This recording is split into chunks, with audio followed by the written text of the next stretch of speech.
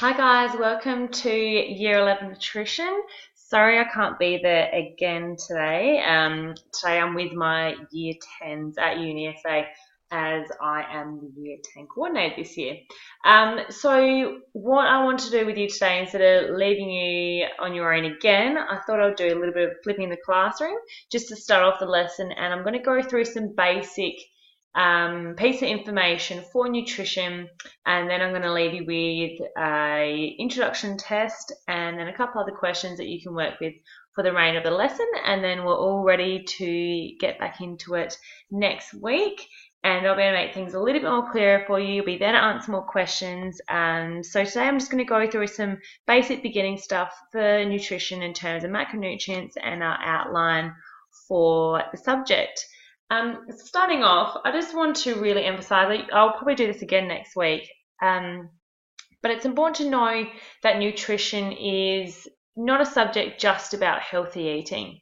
It is a science subject, and it can be quite demanding. It can be really difficult. The content is very rich. There is a lot of content you're going to need to know in this subject area, and the expectations are high of you in this subject. I will want people working to their maximum ability at all times. It is not a subject that you can manage to get away with not doing work for a period of time, or you can skip lessons, or if you're away or unwell, that's okay, but it's still up to you to do the work at home.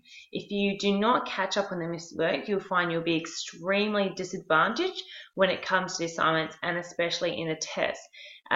We do a lot of tests in Year 11 because it prepares you for Year 12 when you do have a major exam with 30% of your grade. So I'm assuming that a lot of people who have chosen Year 11 nutrition are hoping to do it in Year 12.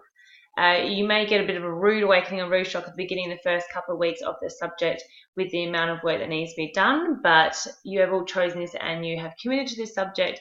So it is difficult in saying that, but it is a really enjoyable subject. I find it's very relatable to real life, and it's giving you great knowledge and skills that you can take with you further on after school.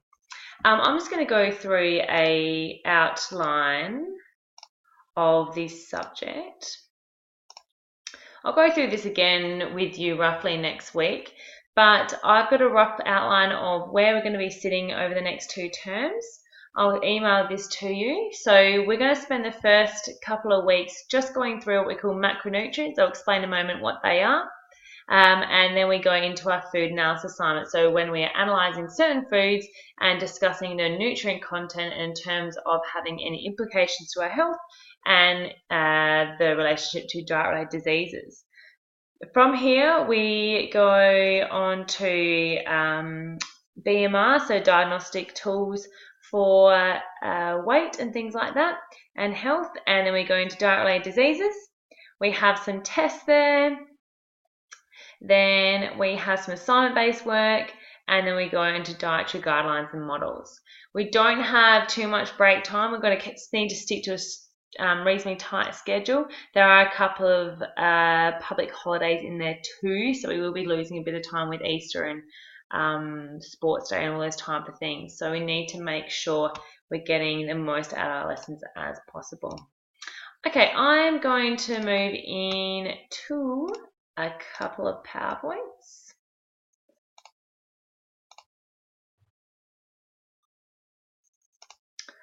Okay, so I'm going to go through micronutrients first. So we have macro and micronutrients. Micronutrients are the smaller amounts. Okay, they usually are vitamins and minerals, and our macronutrients are carbs, fats, and proteins. So that's what we'll be focusing on for the next couple of weeks.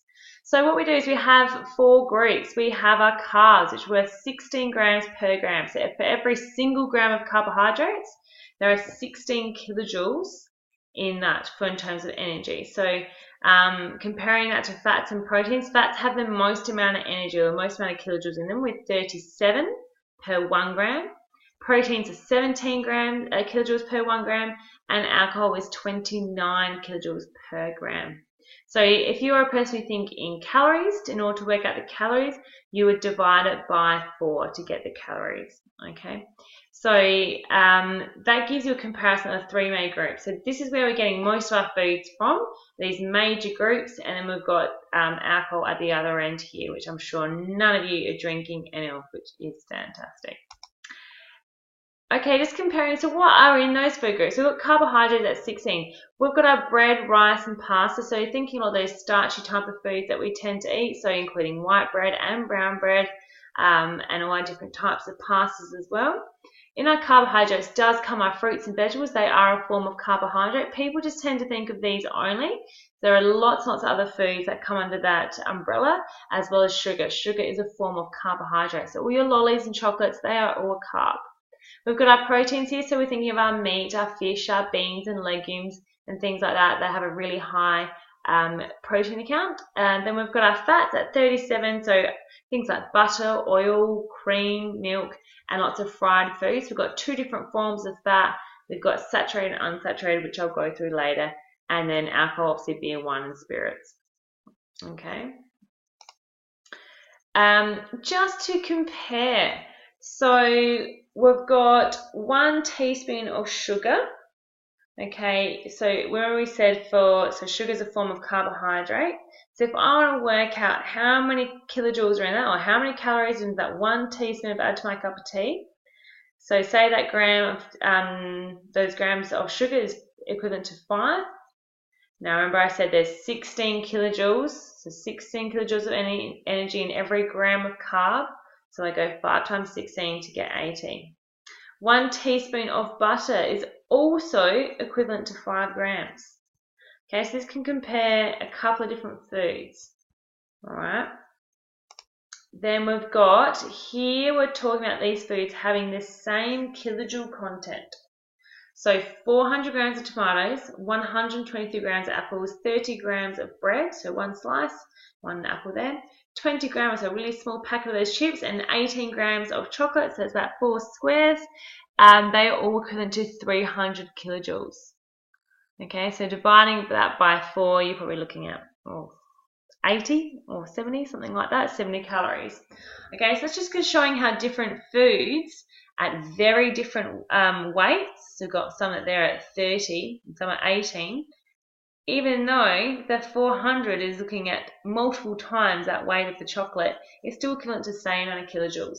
So I know what I'm going to be more full of if I ate 4 tomatoes compared to 4 pieces of chocolate. So it's all about the food and what that food gives you, how much. It's not necessarily just the kilojoule content, but how much nutrition is that giving you as well. All right. Okay, I'm just going to be mindful of time on this because this will only let me record 15 minutes. Okay, so I'm going to basically go through a few things on the fundamentals of nutrition and carbohydrates. So as I'm doing this, I would like you guys to open up your laptop, and I want you to just take some really basic notes from these slides as I'm going through them. And you may want to pause as I'm going through. So if I'm going too fast, you can pause the video, finish taking the notes of that slide that'll go up on the screen, and then press play so you can hear me speaking. So I'll let you guys go at your own pace, whether you'll listen to this on your own or the relief teacher is doing it. I'm not sure what has ended up being the easiest to get to, as this video is quite large. I couldn't email. Okay. Oops. Too quick.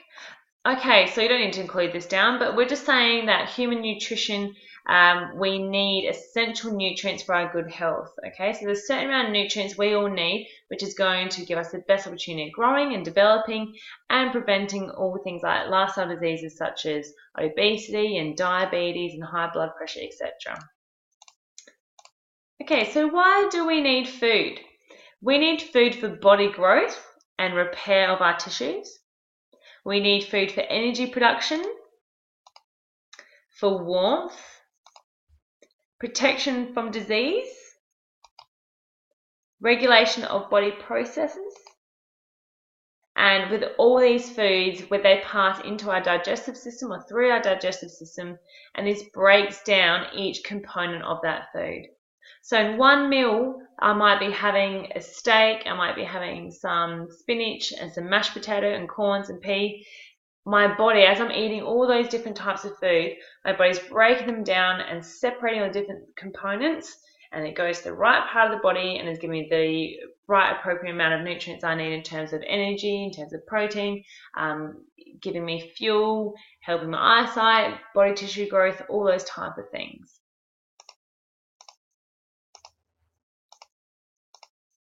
Okay, so this is what I was saying before. So all food is called or classified as nutrients. So they may contain one or sometimes more. So some foods contain a number of different nutrients. Say, for example, an apple is a form of carbohydrate.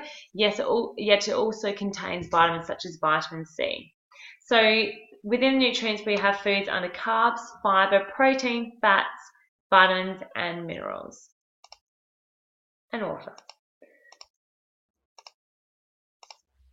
Okay, for all food, you would have heard this before, but all food comes under a recommended dietary intake. So there is this whole scale that has been created as a guideline for how many of each group you should be eating a day.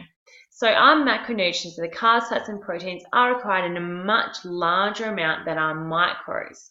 So these are often needed for energy. The primary source of energy are vitamin and minerals, so micronutrients are more so needed to prevent certain diseases. Say, for example, also iron, needed in small amounts, but iron helps to prevent anemia. That's just looking at an overall table of calcium and how, depending on your age, the calcium intake really differs. So if you'd see here, we've got 1300 need for 12 to 13-year-olds and 14 to 18-year-olds and children. And then we see how it drops here for men and women. Okay. If you also take note, from 50 above, it increases back up to 1300. So this might make you think about, why is it that at this age here of 12 to 18, and then from women from 50 to 70, why do they need the most calcium? Anyone want to take a guess? Okay, correct. So that is the reason being, from the age of 12 to 18, at prime years of growth and development, and so they need a lot of calcium for the development of strength of bones, teeth.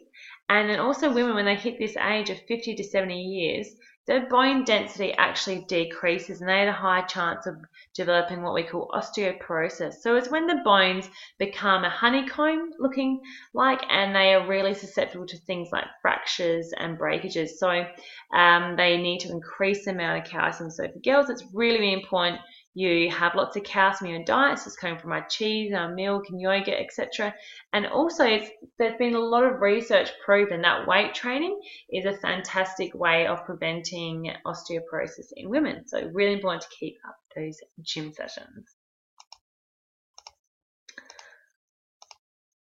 Okay, so as we cook and process food, it can affect their nutrient content. There are a lot of non-nutrients in food which are chemicals. So they could be colors, flavors, and antioxidants. So when you look to the back of the packet of food, you'll see all these different numbers and names. So they are things that are added to that food, which was once a natural product, and then it has lots of things that these days us humans have adapted to food and processed them so they last a longer period of time. The nutrient density of food, so nutrient density, you hear this word a lot. This refers to the amount of nutrient in the food relative to the food's value. When a nutrient-dense food contains useful amounts of many different nutrients without having a high caloric value, so things like fruits and vegetables, and then when sugar or fat added to food, they lower the nutrient density. Okay, so things more so in their raw state tend to have a higher nutrient density rather than additives and preservatives. I'm just going to hold there because I cannot go over 15 minutes, and then I'll continue the next video.